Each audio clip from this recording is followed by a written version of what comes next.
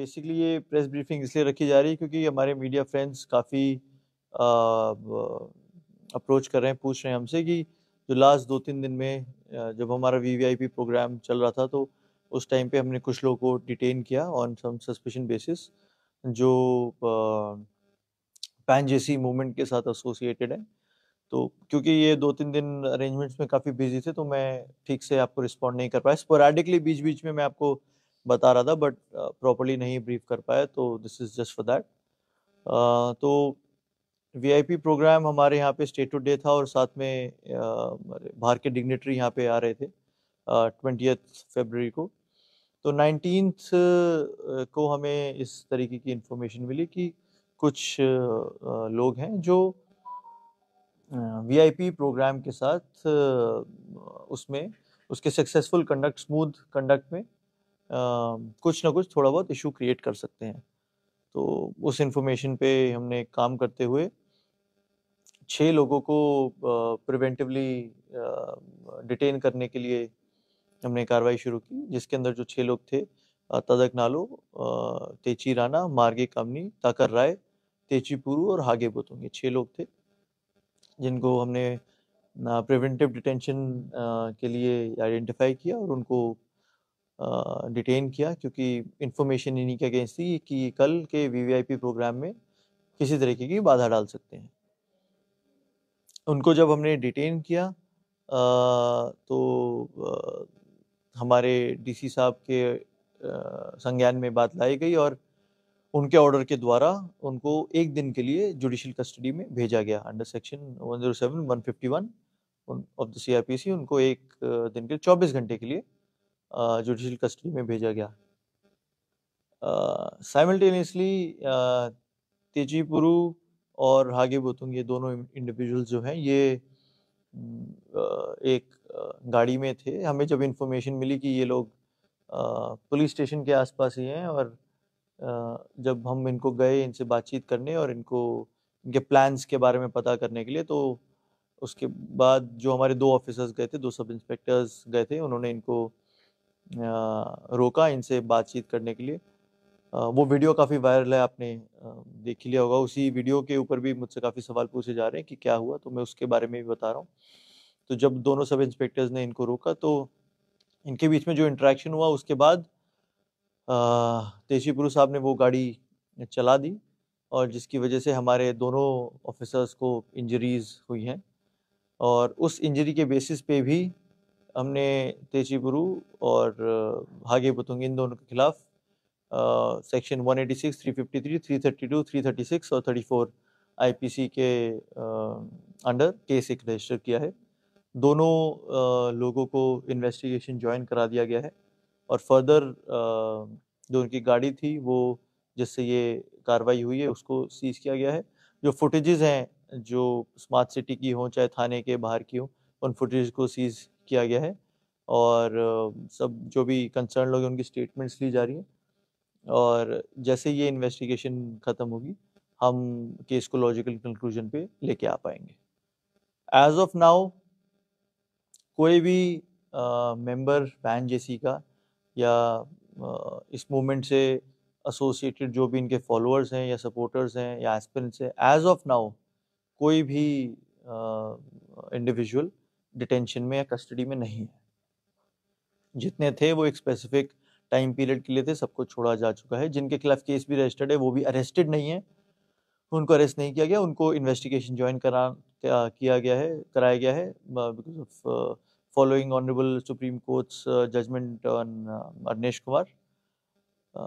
तो as of now मैं फिर से रिपीट करता हूँ, हमारी कस्टडी में जुडिशियल कस्टडी में हो या फिर हमारी प्रिवेंटिव कस्टडी में या डिटेंशन में जैसे आप पूछ रहे थे, कोई भी इस टाइम पे नहीं है।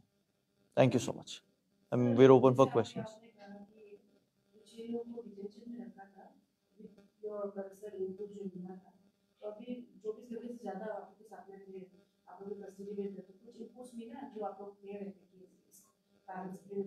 Absolutely ma'am, absolutely. जो हमारे इनपुट्स थे वो 100% ट्रू थे क्योंकि इनसे जब हमने बातचीत की तो जिस तरीके के इनपुट्स हमारे पास थे उसी तरीके के प्लान्स इनके पास थे इनके थॉट प्रोसेस में थे, इनके ऑन ग्राउंड भी कुछ लोग थे जो वो एग्जीक्यूट करते। तो जो इनपुट्स थे, जो इन्फॉर्मेशन थी, वो शत प्रतिशत कोलैबोरेट किया उन्होंने इनके प्लान्स के साथ। जो सेक्रेटरी और चेयरमैन है उनकी तरफ से जिम्मेदार भी प्रेस मीटिंग रखा गया है, उनकी तरफ से कहा जाता है कि कोई भी ऐसे कुछ डिस्ट्रक्टिव कंस्ट्रक्टिव चीज वो नहीं करेंगे जिससे मैम, एक वीवीआईपी प्रोग्राम में सिर्फ वायलेंस करना ही, मैं उसी के बारे में बता रहा हूँ मैम, कि एक वीवीआईपी प्रोग्राम में सिर्फ वायलेंस करना ही उस वीवीआईपी प्रोग्राम में बाधा डालना नहीं होता है। और भी तरीके होते हैं कारकेड को जैसे रोकने की कार्रवाई करना, या जो वीआईपी का रूट जा रहा है उसके अंदर किसी तरह की दखलंदाजी करना, और जब प्रोग्राम चल रहा है तो उसके अंदर ज़बरदस्ती कुछ ऐसा एक्ट कर देना जो उस प्रोग्राम की गरिमा को ठोस पहुंचाए। ऐसे कई सारी चीज़ें होती हैं मैम जो एक प्रोग्राम को इफ़ेक्ट कर सकती हैं। तो जो भी उनकी तरफ से जो भी स्टेटमेंट्स हैं मैंने भी सुनी है, I am well aware of it, but हमारे पास जो इनपुट्स थे वो ये बता रहे थे कि किसी ना किसी तरीके से वो वीवीआईपी प्रोग्राम के स्मूथ कंडक्ट में दखलंदाजी कर सकते हैं, जिसके बेसिस पे उनको हमने प्रिवेंटिवली डिटेन किया।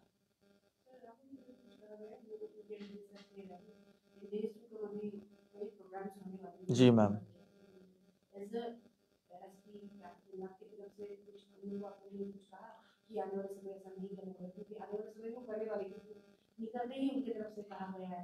मैम, हमने उनसे काफ़ी डिटेल में बातचीत की। हमारी हिदायत यही है मैम कि आप लोगों के थ्रू भी हम यही बताना चाह रहे हैं कि सेंसिटिव टाइम्स है मैम, आगे भी अभी state is geared up for elections, Lok Sabha assembly दोनों। कुछ भी अगर वो अपना नॉन वायलेंट तरीके से कोई डेमोन्स्ट्रेशन या कोई सिट इन या किसी तरीके का धरना टाइप या कुछ अगर करना चाहें तो मेरी रिक्वेस्ट रहेगी कि आके पहले हमसे प्लीज़ एक बार डिस्कस करें। नॉन वायलेंट मीन से वो अगर कुछ डेमोन्स्ट्रेशन करना चाहें, हम अब तक भी मैम अग्रीड रहे हैं उससे, हमने मना भी नहीं किया। उन्होंने कई बार परमिशंस मांगी हैं अलग अलग तरीके की, और जितना हो सका है हमने उनको अकोमोडेट किया है। समझने की अब उनको भी ज़रूरत है ये कि जितना हमारी अकोमोडेटिव पावर है हम उतना करते हैं, लेकिन अगर कुछ ऐसा होता है जिसमें हम अकोमोडेट नहीं कर सकते तभी हम उनको मना करते हैं कि ये चीज़ें अब नहीं हो पाएंगी या आप प्लीज़ इनको अवॉइड कीजिए। उनके निकलने के बाद हमने डीसी साहब से भी रिक्वेस्ट किया है कि उनको गुड बिहेवियर का एक बॉन्ड साइन कराया जाए। वो भी कार्रवाई चल रही है मैम। जब वो बॉन्ड साइन हो जाएगा और डीसी साहब से उनके पास चले जाएगा तो they will be bound for good behaviour, और हम एक्सपेक्ट करते हैं, और जब सभी स्टेक होल्डर्स एक ही प्लेन पे रहेंगे तो आगे चीज़ें स्मूथ चलेंगी। तो हम एक्सपेक्ट करते हैं कि वो बॉन्ड साइन कर रहे हैं उसको रिस्पेक्ट करेंगे। जी मैम। सर, एक डेमोक्रेटिक सेटअप में तो डेमोक्रेटिक मूवमेंट करना तो बनता है, ठीक है। तो अगर उन लोगों ने परमिशन लिया होता उसी बिल का तो आप लोग अलाउ करते? एब्सोल्युटली, हम ऐसा नहीं है ना कि ये 19 तारीख को ये कार्रवाई हुई तो एकदम हुई है। उनसे हम लगातार पिछले 19 से पहले 4-5 दिन से टच में हैं। मैं खुद उनसे टच में हूँ, बाकी ऑफिसर्स एडमिनिस्ट्रेशन के भी उनसे टच में हैं। काफ़ी उनसे नेगोशिएट किया गया कि अगर आपको डेमोक्रेटिक मूवमेंट करना है तो क्या-क्या एरियाज़ हैं जो आपको प्रोवाइड किए जा सकते हैं। जो वीवीआईपी प्रोग्राम जहाँ हो रहा था उसके आसपास तो ये लाजमी है कि वो एरिया नहीं उनको दिया जा सकता। फिर एक और एरिया पे बात हुई, वो जीएचएसएस का जो ग्राउंड है उसको मांग रहे थे, लेकिन वो ऑलरेडी डेजिग्नेट हो चुका था किसी और पर्पस के लिए, तो वो नहीं दिया जा सका। ऐसे कई एरियाज पे हमारी बात हुई, लेकिन जो एरियाज हम उनको देने के लिए इनिशियली रेडी थे, टिल द लास्ट मोमेंट उस पर डिसीजन नहीं हो पाया उनकी तरफ से भी। और कुछ अगर प्राइवेट ग्राउंड वो अगर मांगने की कोशिश कर रहे थे, जो जैसे कम्युनिटी ओन लैंड है, तो वो देने की पावर हमारे पास, उसकी परमिशन हमारे पास नहीं है।